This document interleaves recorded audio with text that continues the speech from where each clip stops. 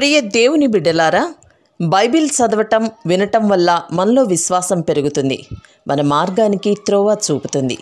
సమస్త జనులను శిష్యులనుగా చేయుడి మత్తయి 28:19 వచనంలో దేవుని వాక్యం తెలియచేస్తోంది. తెలుగు బైబిల్స్ను ఆర్ఆర్కే మూర్తి గారు రీసెర్చ్ చేసి విశ్లేషణ చేసిన బైబిల్లోని ప్రతి అధ్యాయాలను వచనాలను వరుస క్రమంలో అనగా ఆదికాండం నుండి ప్రకటనా గ్రంథం వరకు ఇవ్వబడుతుంది. ప్రతి ఒక్కరూ ఆధ్యాత్మికంగా విశ్వాసంలో బలపడి మీ జీవితంలో ఎదుర్కొంటున్న సమస్యల నుండి విడుదల పొందండి. ప్రతి ఒక్కరూ మీ దీవెన టీవీని సబ్స్క్రైబ్ చేసి ఈ వాక్యాన్ని లైక్ చేసి మీ మిత్రులకు బంధువులకు షేర్ చేయండి. దేవుని సువార్తను ప్రకటింపబడుటలో మీరు పాలిభాగస్తులు కండి. ప్రియ శ్రోతలు, ఈ రోజున మనం కీర్తనల గ్రంథంలో నుండి 14, 15, 16 కీర్తనలు అధ్యయనం చేయబోతున్నాము. ముందుగా ఓ చిన్న దృష్టాంతం వినండి. సముద్రంలో ఈతలో ప్రవీణులు, మహాప్రవీణులు ఎందరో ఉన్నారు. గజ ఈతగాండ్లున్నారు. పోటీలలో స్వర్ణ పతకాలను సంపాదించిన విజేతలున్నారు. ఒక పోటీదారుడికి ఏం జరిగిందంటే, ఆ వ్యక్తి ఈదుకుంటూ పోతున్నాడు. ముందు అంతా సముద్రమే, సముద్ర జలమే కనిపిస్తోంది. ఎంత ఈదినా భూమి తీరం కనిపించటం లేదు. కారణం, సముద్రమంతా పొగమంచు ఆవరించి ఉన్నది. ఏమీ కనిపించటం లేదు.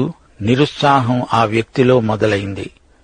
భూమి కనిపిస్తూ ఉంటే ఎక్కడలేని ఉత్సాహం ఉరకలేస్తుంది. అది కనపడకపోయేసరికి ఆ వ్యక్తి నిరాశతో ఈదటం మానేశాడు. పోటీలో ఓడిపోయాడు. మంచు దట్టంగా ఆవరించి ఉన్నందున భూమి దగ్గర్లో ఉన్నా తీరం కానరాక పందెంలో బహుమానాన్ని ఆ వ్యక్తి కోల్పోయాడు. ప్రియ శ్రోతలు, గ్రహించండి. ఫిలిప్పీ 3:14 వచనంలో అపొస్తలుడైన పౌలు అన్నాడు, క్రీస్తు యేసునందు దేవుని ఉన్నతమైన పిలుపునకు కలిగే బహుమానమును పొందాలని గురి వద్దకే పరిగెడుతున్నాను. మరి సోదరుడా, సోదరి, నీ గురి గమ్యం నీకు తేటగా కనపడుతోందా? సరే, ఇప్పుడు పాఠంలోకి వద్దాము. కీర్తన 14 మొదటి వచనం నుండి. దేవుడు లేడని బుద్ధిహీనులు తమ హృదయంలో అనుకుంటారు. వారు చెడిపోయిన వారు అసహ్య కార్యాలు చేస్తారు. మేలు చేసేవాడు ఒక్కడూ లేడు. వివేకము కలిగి దేవుని వెదికేవారు కలరేమో అని యెహోవా ఆకాశము నుండి చూచి నరులను పరిశీలించాడు. లోకంలో 2 వర్గాలకు చెందిన మనుషులున్నారు. 1 దుష్టులు, 2 నీతిమంతులు. ప్రభువునందు విశ్వసించి ఆయనను ఆయన చిత్తమును వెదికేవారు నీతిమంతులు, తదితరులు దుష్టులు. యెహోవా వలన ఆశీర్వదించబడిన వారు నీతిమంతులు, ఆయనను ఆశ్రయించిన వారు. రక్షకుడైన దేవుని వలన నీతిమత్వము నొందినవారు. మనుషులందరూ దారి తొలగిన వారై బొత్తుగా చెడిపోయారు. మేలు చేసేవారు లేరు, ఒక్కడైనా లేడు. దుష్టతరం మనుషులు, వీరు నిర్దేవులు, నాస్తికులు. దేవుడు వీరి హృదయాలలో లేడు. వారు పైకి ఏది చెప్పినా ఏది చేసినా వారి జీవితాలలో దేవుడు లేడు. వారు నాస్తిక జీవిత విధానానికి అలవాటు పడిన సంతతి. దేవునితో నిమిత్తం లేకుండా బ్రతుకుతారు. వీరు దేవునికి అవిధేయులు. దేవుని స్వరూపమందు సృజించబడిన తోటి మానవులను దుర్వినియోగం చేస్తారు. తమ స్వార్థానికి వ్యక్తులను వస్తువులుగా వాడుకుంటారు. చెడిపోయిన వారు. వారి పనులు దేవునికెంతో అసహ్యం. యెహోవాకు ప్రార్థన చేయక ఆహారాన్ని మింగునట్లు నా ప్రజలను మింగుతారు. పాపము చేసే వారికందరికీ తెలివిలేదా? పాపము చేసేవారు బహుగా భయపడతారు. నీతిమంతుల తరం మనుషులు ప్రార్థనాపరులు. దేవుడు వారి ప్రార్థనలకు సత్వరంగా జవాబిస్తాడు. దేవుడు నీతిమంతుల సంతానము పక్షమున ఉన్నాడు. బాధితుల ఆలోచనను మీరు తృణీకరిస్తారు. అయినా యెహోవా వారికి ఆశ్రయమై ఉన్నాడు. దేవుడు వారికి నిరీక్షణ కలిగిస్తాడు. సియోనులో నుండి ఇశ్రాయేలుకు రక్షణ కలుగునుగాక. యెహోవా చెరలోని తన ప్రజలను రప్పించినప్పుడు యాకోబు హర్షిస్తాడు. ఇశ్రాయేలు సంతోషిస్తుంది. వీరు అధిక సంఖ్యాకులు కాకపోవచ్చు, అయినా వీరు దేవునికి అమూల్యమైన ప్రజలు. దేవుని భవిష్యత్ కార్యక్రమం ఇశ్రాయేలు ప్రజతో సంబంధపరచబడి ఉంది. సోదరీ సోదరులారా, మీలో ప్రతి ఒక్కరూ నీతిమంతుల సంతానానికి చెందినవారై ఉండాలని దేవుడు కోరుతున్నాడు. విశ్వాసులు ఆనందంగా ఉన్నప్పుడు రోజులు త్వరగా గడిచిపోయినట్లు అనిపిస్తుంది. శ్రమలలో కాలం మందంగా నడిచినట్లు అనిపిస్తుంది. ఇది దావీదు అనుభవం. ఇప్పుడు మనం 15వ కీర్తనకు వస్తున్నాము. 14వ కీర్తనలో లోకంలోని భ్రష్టత్వం, దేవుని ప్రజల పట్ల వైరుధ్యం, భక్తుని ప్రార్థన మనం విన్నాము. ఇప్పుడు 15వ కీర్తనలోకి వస్తున్నాము. దేవుని పరిశుద్ధ పర్వతముపై నివసింపదగిన వ్యక్తిని దావీదు వర్ణిస్తున్నాడు. యెహోవా, నీ గుడారములో అతిథిగా ఉండదగిన వాడెవడు? నీ పరిశుద్ధ పర్వతము మీద నివసింపదగిన వాడెవడు? దావీదు మహారాజుకు దేవుని ఆలయం అంటే ఎంతో మక్కువ. అక్కడే ఉండిపోయి దేవునితో సహవాసం చెయ్యాలని ఎక్కువగా కోరేవాడు. యెహోవా ప్రసన్నతను చూడాలని, ఆయన ఆలయములో ధ్యానించాలని, తన జీవితకాలమంతా తాను దేవుని మందిరంలో నివసించాలని దావీదు ఎంతగానో ఆశించాడు. దేవుని పర్ణశాలలో తాను దాక్కోవాలని, ఆయన గుడారము మాటున ఉండిపోవాలని, ఆశ్రయదుర్గము మీదికి తనను దేవుడు ఎక్కించాలని ఎంతగానో కోరుకున్నాడు. యాజకులలాగే తను కూడా ఎల్లప్పుడూ దేవుని ఆలయంలో ఉండిపోతే ఎంత బాగుండు అనుకునేవాడు. తాను దేవుని ఇంటిలో అతిథిగా ఉండడానికి యోగ్యుడా? అట్టి అర్హత తనకున్నదా? పరిశుద్ధమైన దేవాలయ పదార్థాలను అనుభవించే యోగ్యత తనకుందా అంటూ ఆత్మ పరీక్షకు ఉపక్రమించాడు దావీదురాజు. అసలు దేవుని అతిథిగా ఎవరు ఉండగలరు అని ప్రశ్నిస్తున్నాడు. యథార్థమైన ప్రవర్తన కలిగి నీతిని అనుసరిస్తూ హృదయపూర్వకంగా నిజం పలికేవాడే. దేవుని బిడ్డలకు ఈ రోజున దేవుని సన్నిధిలోనికి నిరభ్యంతరమైన ప్రవేశమున్నది. హెబ్రీ పత్రిక 10వ అధ్యాయం 19 నుండి 25వ వచనం వరకు ఈ సత్యం వివరించబడింది.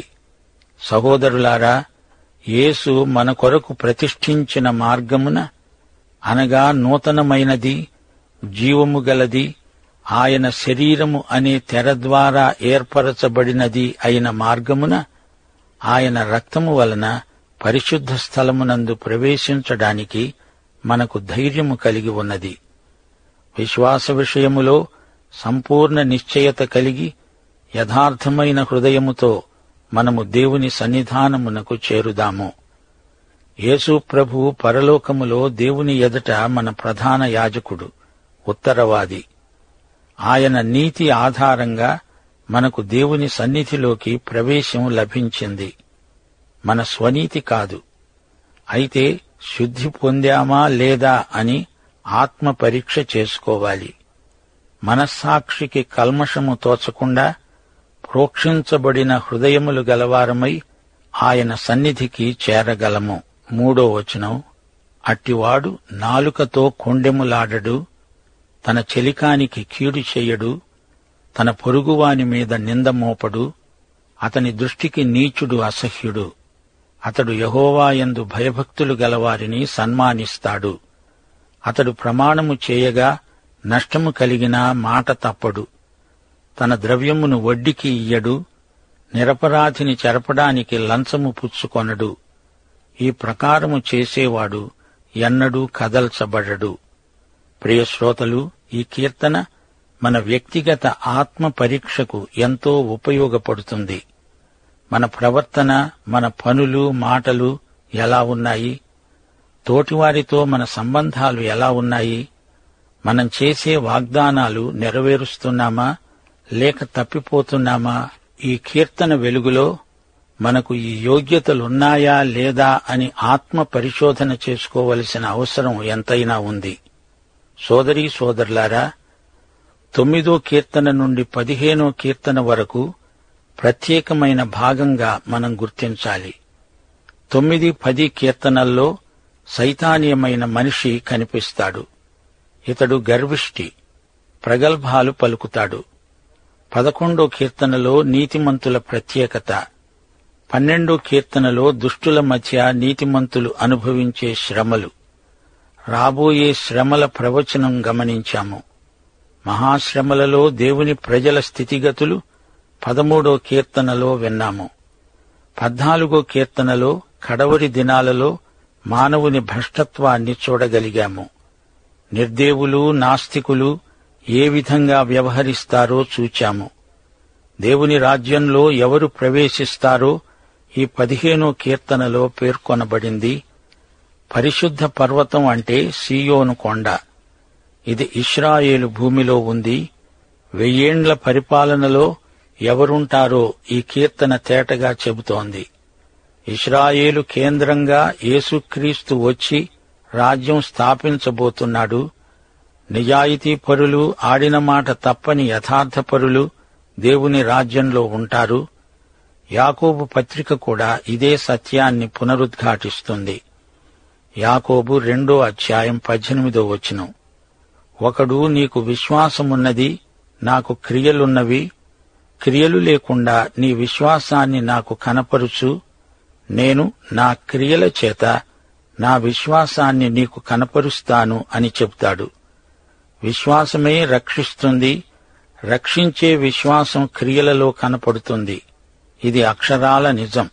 యేసు త్వరలో వస్తాడని నమ్మే విశ్వాసులారా, ఆయనకు మీ విశ్వాస జీవితం లెక్క అప్పగించాలని మీకు తెలుసా? యేసును ప్రేమించి ఆయన రాకడను అపేక్షించేవారు 15వ కీర్తనను అభ్యసించక తప్పదు. ఇప్పుడు 16వ కీర్తన వినండి. మెస్సియా పునరుత్థాన కీర్తన ఇది. మధురమైన అర్థవంతమైన కీర్తన.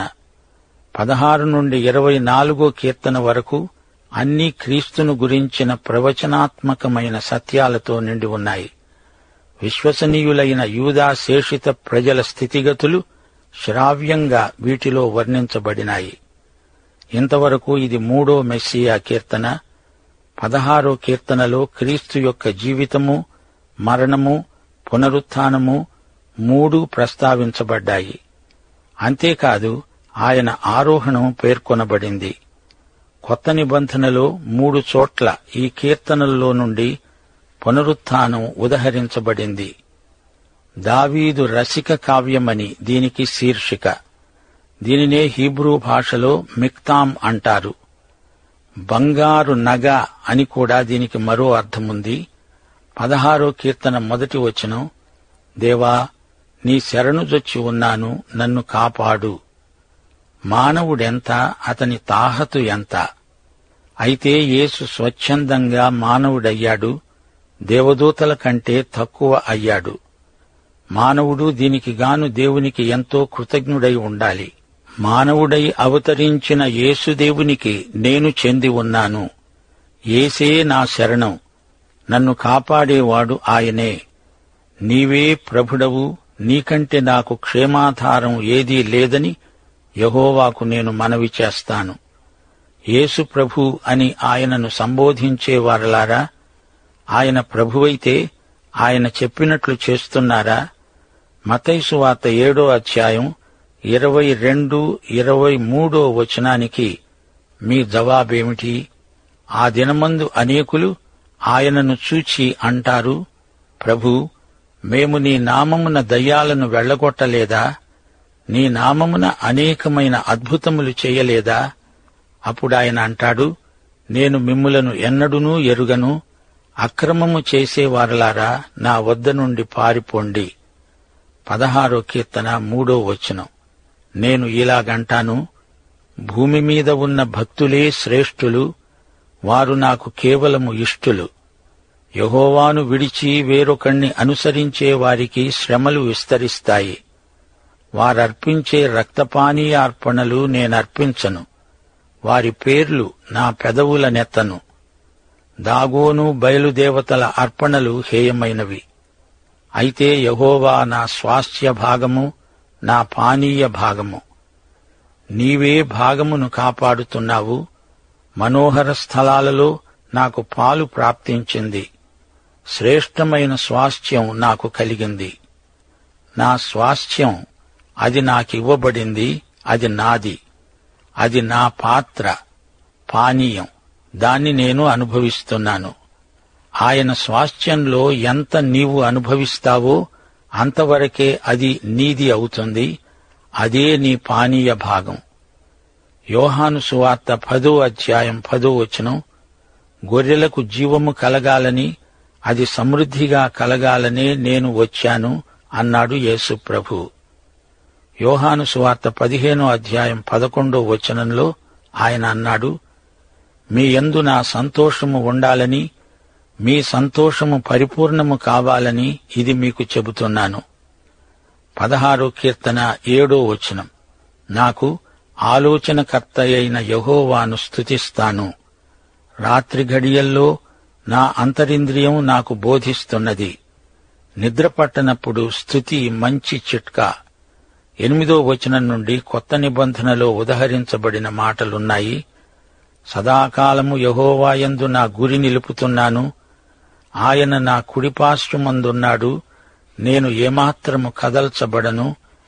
అందువలన నా హృదయము సంతోషిస్తున్నది, నా శరీరము కూడా సురక్షితముగా నివసిస్తున్నది.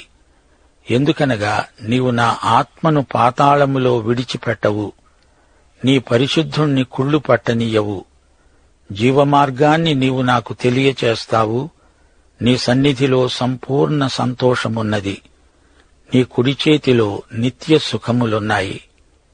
పేతురు తన పెంతెకోస్తు ప్రసంగంలో ఈ వాక్య భాగాన్ని ఉదహరించాడు.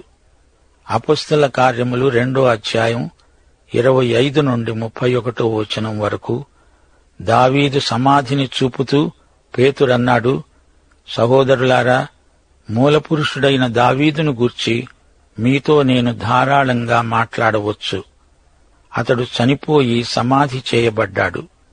అతని సమాధి నేటి వరకు మన మధ్యనే ఉన్నది. అతడు ప్రవక్త గనుక అతని గర్భఫలములో నుండి అతని సింహాసనము మీద ఒకణ్ణి కూర్చోబెడతాను అని దేవుడు తనతో ప్రమాణపూర్వకంగా ఒట్టు పెట్టుకున్న సంగతి అతడెరిగి, క్రీస్తు పాతాళములో విడువబడలేదని, ఆయన శరీరము కుళ్ళిపోలేదని దావీదు ముందుగా తెలుసుకొని ఆయన పునరుత్థానమును గూర్చి చెప్పాడు. 16వ కీర్తనను ఆధారం చేసుకొని ఆత్మపూర్ణుడై భక్త పేతురు చేసిన పెంతెకోస్తు ప్రసంగం అద్భుతమైన ఫలితాలనిచ్చింది. మీరు సిలువ వేసిన ఈ యేసునే దేవుడు ప్రభువుగాను క్రీస్తుగాను నియమించాడు. ఇది ఇశ్రాయేలు వంశమంతా రూఢిగా తెలుసుకోవాలి.